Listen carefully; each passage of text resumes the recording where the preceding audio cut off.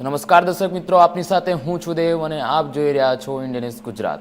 તો રાજ્યના મુખ્ય સમાચારોની શરૂઆત કરીએ તો વડોદરાના વગોડિયા મનન પાર્ક સ્થિત દશામાના મઢ ખાતે દશામાની સાઢણીની આંખમાંથી ઘીની ધરા વહે છે, જે અદ્ભુત ચમત્કારના દર્શન કરાવવા માટે માઈ ભક્તોનો ઘોડાપૂર જોવા મળ્યો છે। દીન દુખિયાના દુઃખ દૂર કરતી દેવી એટલે મા દશામાના વ્રતનો મહિમા અપરંપાર રહ્યો છે। શ્રદ્ધાળુ માઈ ભક્તો પોતાના નિવાસ સ્થાને મા દશામાની મૂર્તિની સ્થાપના કરીને માતાજીના વ્રતની પૂજા અર્ચના કરીને ભક્તિ ભાવના છલકાવતા હોય છે। વડોદરા શહેરના વઘોડિયા રોડ પર આવેલ મનન પાર્ક ખાતે વર્ષો જૂનું દશામાનું મંદિર આવેલું છે। આ દશામાના મઢ ખાતે દશામાના વ્રત મા દશામાની મૂર્તિની સ્થાપના કરવામાં આવે છે, જ્યાં એક અદ્ભુત ચમત્કાર દર વર્ષે જોવા મળે છે।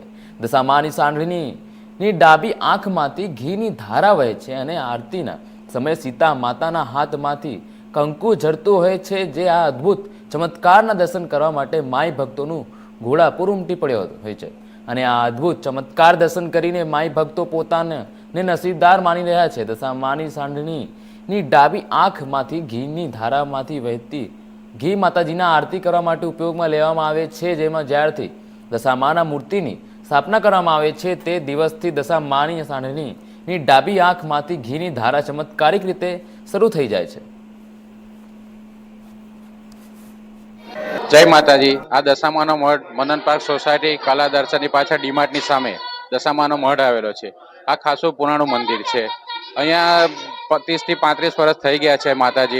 માતાજીને પરચો છે કે દશામાના વ્રતમાં જ્યારે પણ માતાજી મૂર્તિ લાવે છે તો સાંઢની ડાબી આંખમાંથી ઘીની ધારા વસે છે અને ભક્તો એટલા દૂર દૂરથી બધા દર્શનાર્થે અહીંયા આવ્યો છે કે સવારથી લાઈન લાગી જાય છે દર્શન માટે।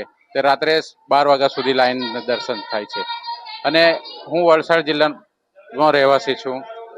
અહીંયા અમારે 21 વર્ષથી અહીં માતાજીની સેવા આપું છું। અહીંયા મારે પણ સંતાન નહીં હતા, માતાજીની કૃપાથી મને સંતાન થયું છે। અત્યારે મારે 11 વર્ષની દીકરી છે, ત્યારથી હું 21 વર્ષથી અહીંયા સેવા આપું છું માતાજીને।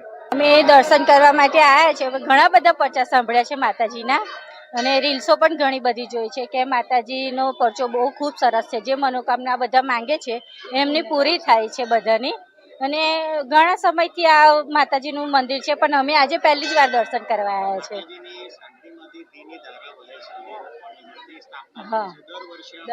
હા, દર વર્ષે વહે છે, દર વર્ષે।